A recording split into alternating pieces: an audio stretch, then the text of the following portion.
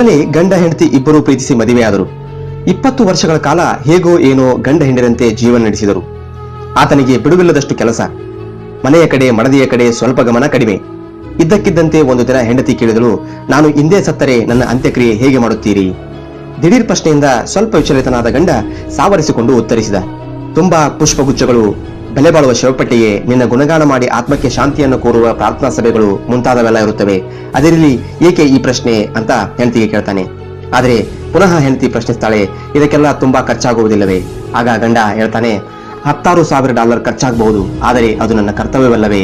ಹೆಂಡತಿ ಹೇಳ್ತಾಳೆ, ನಾನು ಸತ್ತ ಮೇಲೆ ನೀವು ಕೊಡುವ $1,000 ಬೆಲೆ ಬಾಳುವ ಪುಷ್ಪಗುಚ್ಛಗಳನ್ನು ನಾನು ನೋಡಲಾಗುವುದಿಲ್ಲ, ಗುಣಗಾನದ ಮಾತುಗಳನ್ನ ಕೇಳಲಾಗುವುದಿಲ್ಲ, ಇವೆಲ್ಲ ನನಗೇನು ಪ್ರಯೋಜನವಾಗುವುದಿಲ್ಲ, ಏಕೆಂದರೆ ನಾನು ಕಳೆಬರವಾಗಿರುತ್ತೇನೆ. ಅದರ ಬದಲು ನಾನು ಬದುಕಿರುವಾಗಲೇ ಒಂದು ಗುಲಾಬಿ ಹೂ ಕೊಡಬಾರದೆ, ಒಂದು ಪ್ರೀತಿಯ ಮಾತು ಆಡಬಾರದೆ?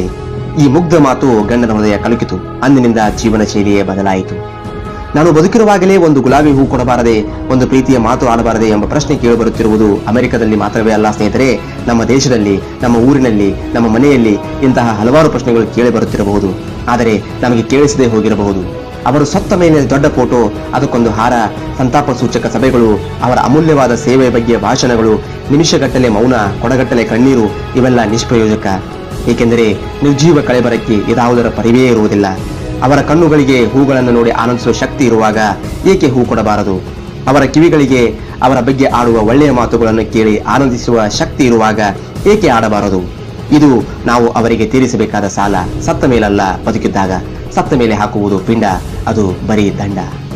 ವಿಡಿಯೋ ಚೆನ್ನಾಗಿ ಅನಿಸಿದ್ರೆ ಲೈಕ್ ಮಾಡಿ, ಶೇರ್ ಮಾಡಿ,